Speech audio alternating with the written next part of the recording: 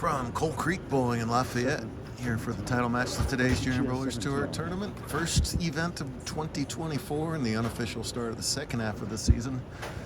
Gavin Finley sat around and watched Big Brother Lucas win main event a couple weeks ago in Vegas. He says it's my turn to win. He's looking for his first career JBT title, as are every single bowler still alive, as that's an opening double. He's taking on Jackson Garton, who I didn't realize didn't have a JBT title yet. He's done basically everything but 300 game, seconds and thirds all over the place, but no wins in our club.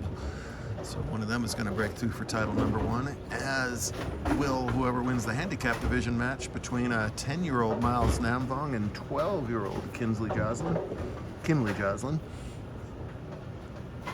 The handicap difference is 17 when Miles is giving those 17 pins. Jackson with the sky-high follow-through. Most of his practice balls were hooking too much on him. That's a ball change, and it still went Brooklyn on him, so he's going to have to figure out what's going on in this pair of lanes. As neither of the two pairs have yielded very high scores here in the stepladder. Gavin's 220 last game, the high game of the crowd. Kinley's climbed the ladder to get this far.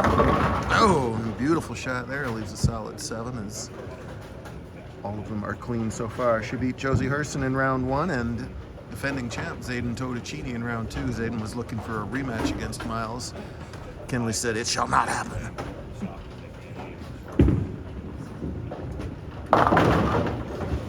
Now, anything Jackson does, the ball's checking up at his toes right now. He's got to figure out how to get that ball through the mid portion of the lane. Stay competitive in this match, as Gavin's got a really nice look. 2 spares for each bowler in the handicap division. Well done.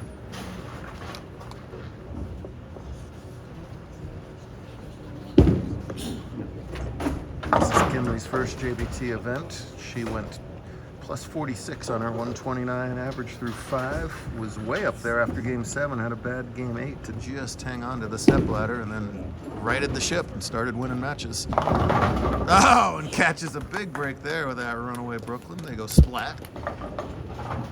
She's, I don't know, I thought a smile was coming, and then it was a, oh my gosh, my weird parents doing something, and she turns around. There you go. Miles, a modern two-hander. He's impressed us before with that runner-up finish last year here at Coal Creek. I know he does well in Mile High, too. In fact, he's got 2 Mile High titles, the other tournament club here in Colorado. See what Finley can do double working. And that ball checks up early. No re-oils in most of our formats, including this one, so there's been a lot of lane play on this PWBA Arlington pattern that usually leads to drawing out lanes and big moves at the end of the day. 6 on a pair today. It'll be more than that tomorrow, so the bowlers are really going to have to stay on top of their adjustments. Gavin does not have a Mile High title. He has no singles titles in competition, so he would love to break through with the win here. Plastic ball. No trouble at the spare. Miles throwing plastic all day long. That's slower ball speed. I'm seeing a whole bunch of high hits here. What do? You can move it left, you can move left, you can ball down, you can change hand positions. That's not as easy for most two-handers to do. You can throw it faster, or you could, I don't know, put your thumb in the ball, but you know, crazy ideas. Not me there.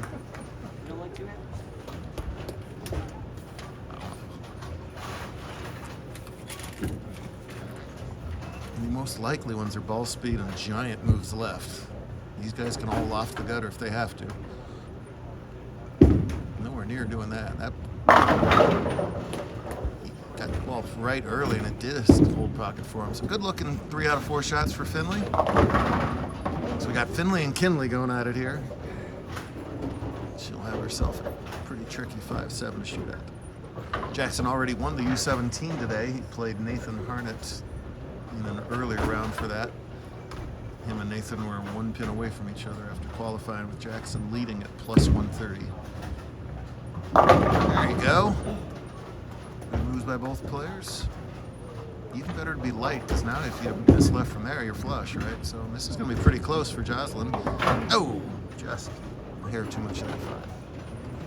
Giant thanks to all kinds of people for having us. Nathan and the team team here at Coal Creek. Beautiful 24-laner in the Boulder vicinity. They do it right here. Definitely a tournament bowler, league bowler friendly center. Love to see it. There's about 7 cameras going on right now. I'll tell you more about that in a minute here as Jackson tries to pick up 10 pins. Oh, and does. Just hangs on long enough to carry the 4 out. So it's very cool. They got their own sort of streaming setup here. The back of their lounge is the live stream feed, which is just beyond the corner. To the right, we got our friends from Neo Prism. That's Prism with a Z if you want to look them up, who have been live streaming all day long and will again tomorrow. So very, very awesome. We also dumped a lot of extra lineage back into the prize fund, so many reasons we love our Colorado stops. Big shot for Finley here. He can jump out to a 20-pin lead with the strike here. Gets that 7 to tickle over. Does just that. Meanwhile, Kinley's got a good shot at the 136. She has it. You know, those lower average ranges, Kinley at 129, just make a couple spares and it puts all the pressure on the higher average, which just happens to be a 10-year-old whose average is going way up. He entered at 148 and crushed it all day long. Of course, we just, big break with that 7 falling leg. Of course, we just saw a 2-handed 9-year-old win the handicap division of main event from New York State.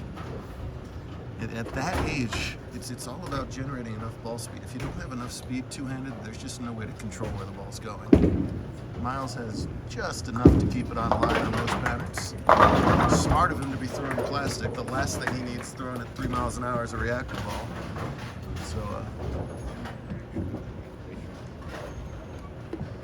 he does almost everything right. His dad, I'm not sure about. His dad had the audacity to rub my belly for good luck today.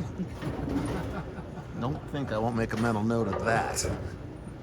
It's not that much of a belly, first of all, thank you very much. Second of all, no, almost the reverse domino action. Leaves the solid 1.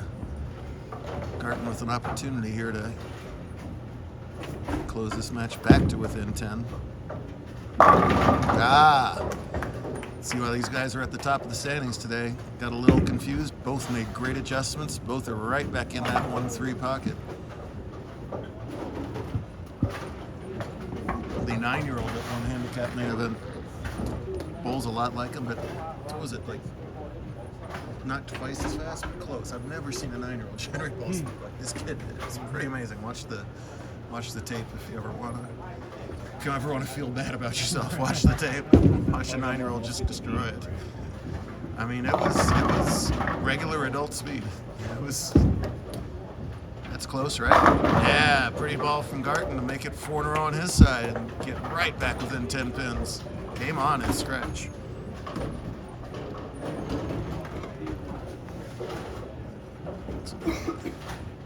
Gavin qualified at plus 41. He went 240, 240, 160, so sort of lost the look. Last game won that game with the 160 game, so both bowlers were confused on that pair as Finley covers that. Kinley covers that spare. Big shot. Your opponent's catching up on you. Keep that gas pedal down.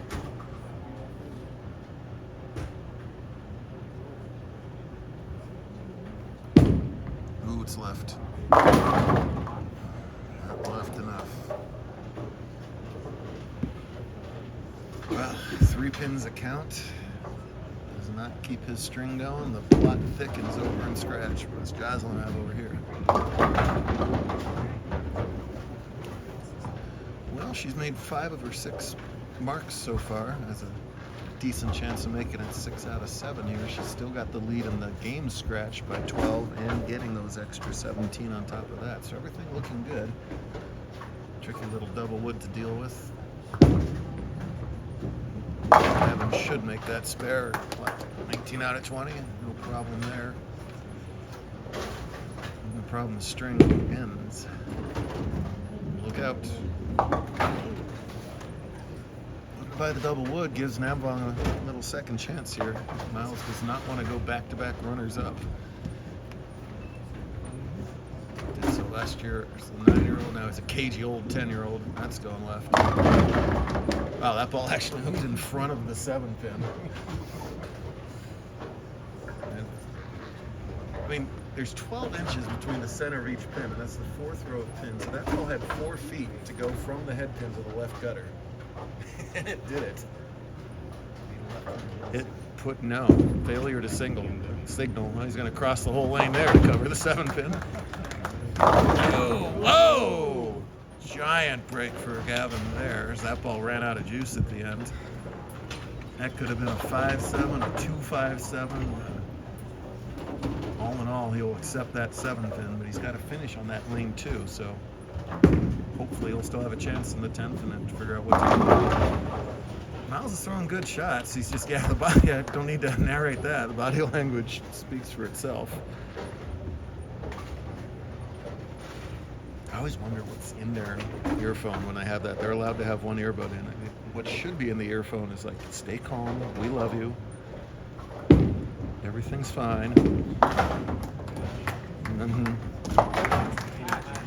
Put Kenny G, put some Enya in there for you 40-somethings. There we go.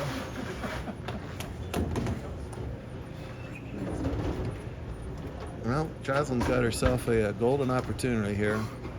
Still leading by 2 on the scoreboard and getting her handicap difference as well.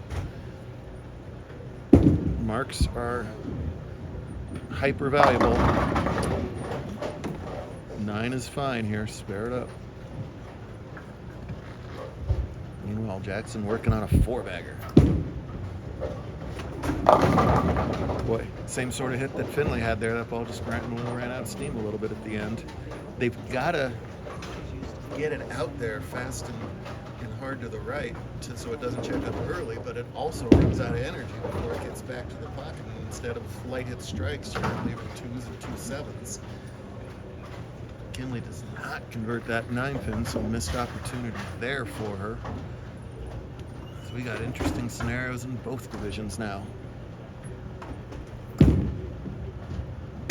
Oh, Jackson knew it. He got it to that early hook point and hooks by the 2 8s. And says some unmentionables under that shirt right there. Let's see if Jocelyn can recover here in the 9th. Doesn't get any pin action there. My goodness. Gets hectic in those last few frames of a title match. No matter who you are. You can dig out those last couple big shots. Didn't mention our 4th division today, girls scratch. Gianna Panetta won girls scratch for her 2nd win of the season today with the win over Callista Fritz. Look at this, guys. No, just hooks by it. So back-to-back opens in the 8th and 9th. Miles got to wait for just enough time. Giant shot for Garten in the 9th. I tell you, that looked good at 55 feet for Jackson, then it looked horrible at 58 feet, and then he'll take it. As the end result, just that 10-pin. And meanwhile, Namvong not able to take advantage of Jocelyn's open with another big split here. He's kind of in go for this territory. He'd lead by 4, but gives 17. So, spare the crowd jump. That's close, guys. Oh, that was so close. What a great effort from Namvong. Oh, that was a 1/4 inch away from at least grazing the pin, and who knows what would have happened. He's 10, he's up real quick, as they usually are at that age. He likes that one. Now, that half 10 might just about spell the end. Gets not in, so he's got to make up 17.53. 17 can't be done. Finley with an opportunity to shut out here. He can get to 240, 245. Jackson only can get 214, so he just needs Marks to shut out. No, and it's not going to be easy, is it, guys? Deteriorating patterns, title match pressure, non-winners across the board. no one is making it easy on themselves here. McKinley is going to have the victory lap, to be determined. Again, Jackson can strike out for 214. 2 out here is 189. So the count really not much of a factor here. Get your 2 and you can still double to shut out.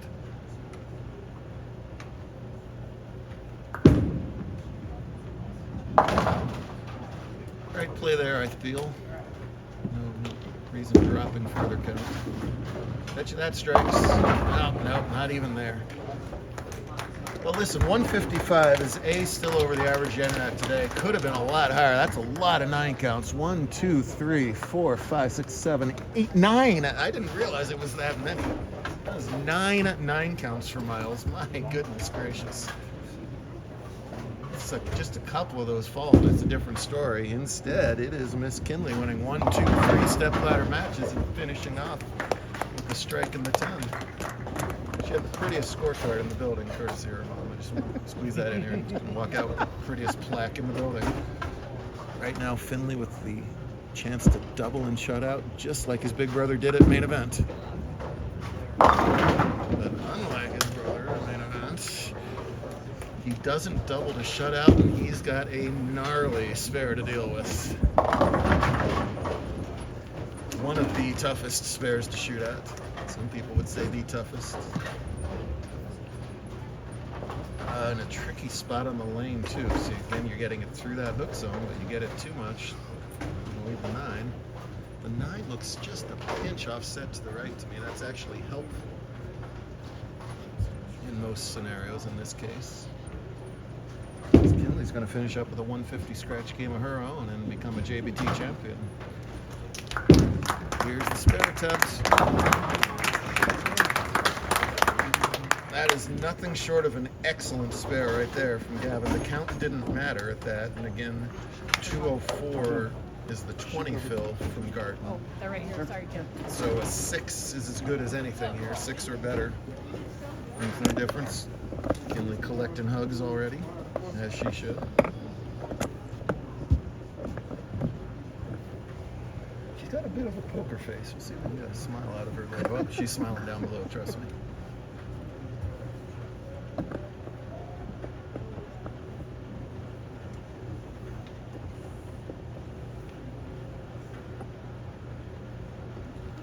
Six is the same as 10 in this spot, of course. Then he finds the shot again. Well, Jackson won the U17 over Nathan earlier by throwing a beautiful double in the 10th frame back in Game 6. We know he knows how to strike. And we know he's got the clutch bone in him. He's got that dog in him. He's going to need to pull it out right here. He needs 26 pins in the 10th to win. Anything less, and it's nothing but Finley's for the last month.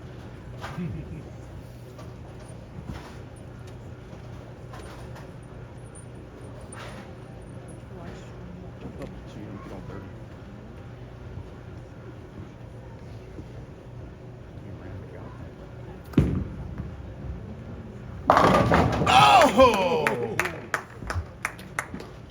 He sort of came out of that funny, didn't he? As much as a two-hander can come out of a ball funny, it seemed like the hand was wrapping around a little early there.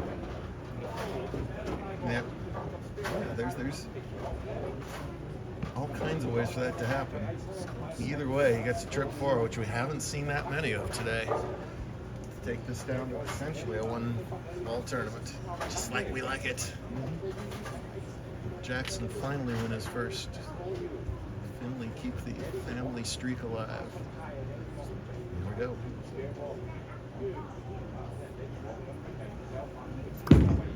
For the wheat. You're darn tootin'. Does he ever have that dog in him? He throws his best shots at the clutchest times all the time. That's why I can't believe he didn't have a title with us, because he does that a lot. Still needs 6.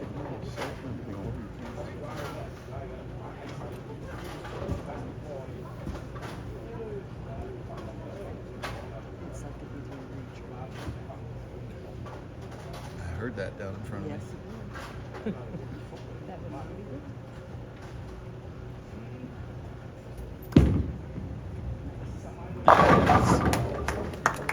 anything but a church there. That's 10 back again for a wonderful triple and a well-deserved title. I'll tell you what, that's a 214-209 grind fest between two really good bowlers there, and Garden finally joins the JBT Winners Club. Great job from all of our finalists. Can we get a smile on camera?